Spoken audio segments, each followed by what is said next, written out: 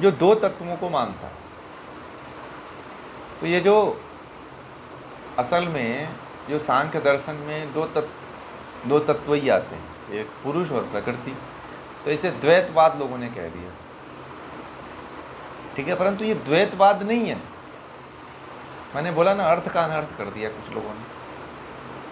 भाई पुरुष का तात्पर्य दो होता है। जीवात्मा भी सांख्य दर्शन में आया है कि जीवात्मा भी होता है और प्रकृति भी होता है। जीवात्मा और ईश्वर भी होता है, सॉरी, पुरुष का अर्थ जीवात्मा और ईश्वर दोनों होते हैं।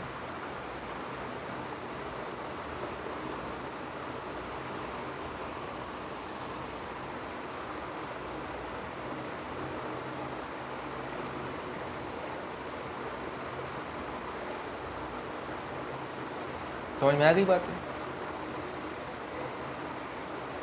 हाँ, जो चेतन है ना, उसको पुरुष ही कहा जाता है। प्रकृति जड़ है, इसलिए उसको अलग कर दिया गया। जो चेतन है उसको पुरुष के साथ जोड़ दिया गया।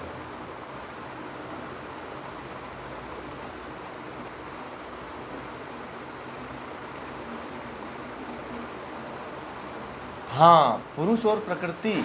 अब पुरुष में जीवात्मा और ईश्वर दोनों को अलग अलग मानना है, केवल प्रकृति को ही नहीं। जीवात्मा भी अलग है, पुरुष भी अलग है और प्रकृति भी अलग है। इन तीनों को जब आप पृथक पृथक जान जाते हैं तो ही मुक्त हो सकते हैं, अन्यथा मुक्ति का कोई चांस नहीं है।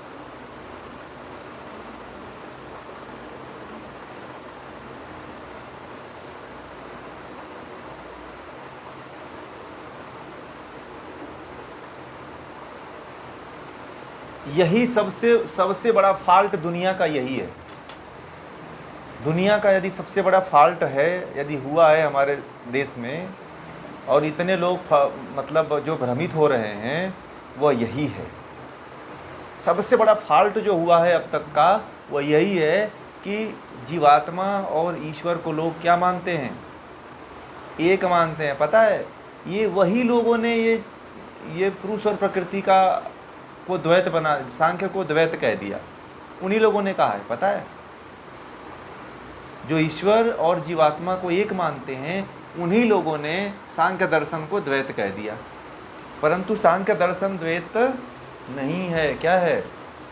त्रैतवाद है।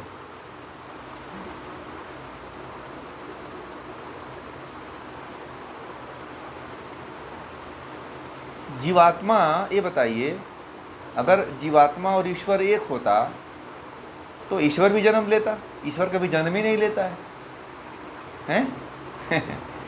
भाई ईश्वर को मनुष्य की तरह थोड़ी कर्मों का फल भोगना होता है।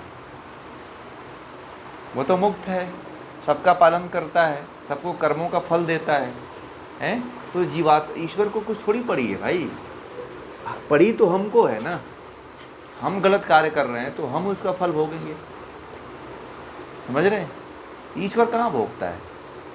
ईश्वर की परिभाषा यह है कि क्लेश कर्म विपाका शरीर परामृष्ट पुरुष विशेषः ईश्वर।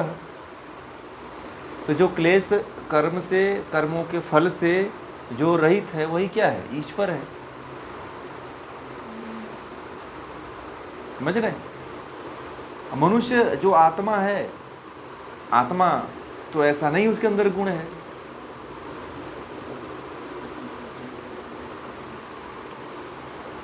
जीवात्मा के बारे में कहा गया है कि जीवात्मा के अंदर इच्छा, द्वेष, है ना, सुख दुख, ये सब भोगने, ये सब सारे सेंसेशन होते हैं उसको। परंतु ईश्वर को ये सब कुछ नहीं होता है।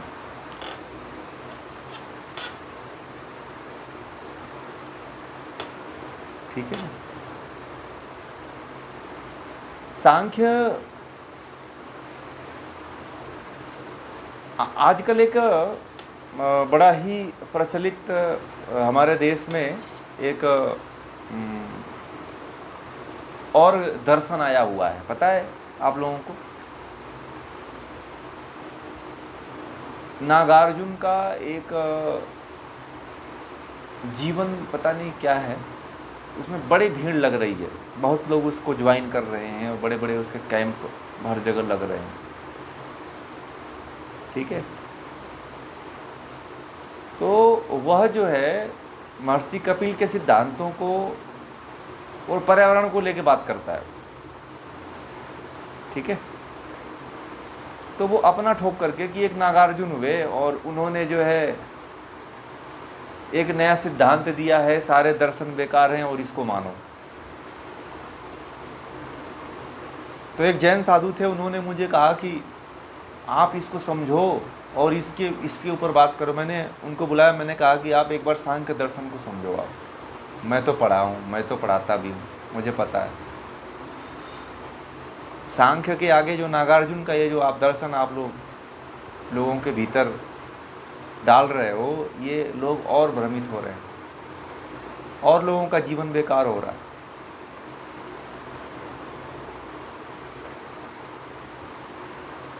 तो जब मैंने उनको सांख्य का पूरा स्ट्रक्चर समझाया ना, तो उनके समझ में आ गया।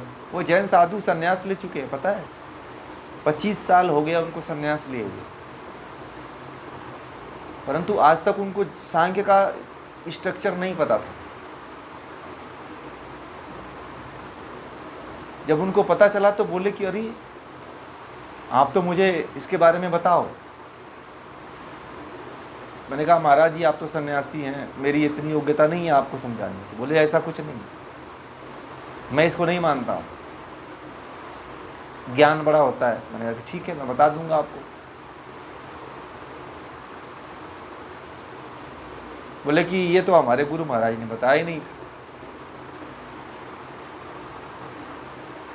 मैंने कहा कि बताएंगे, हो सकता है कि आगे बताएं आपको।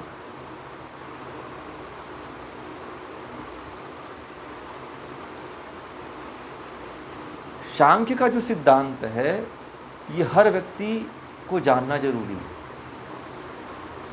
जो मुक्त होना चाहता है, जो संसार से छूटना चाहता है, बार बार इस जन्म लेना और मृत्यु के चक्कर से जो छूटना चाहता है, उसको तो पढ़ना ही चाहिए। इसीलिए तो मैं आप लोगों को कहता हूँ कि बड़े सौभाग्यशाली हो आप लोग कि दर्शन जैसे ग्रंथों का अध्ययन कर रहे हो, आप स्वाध्याय कर रहे हो।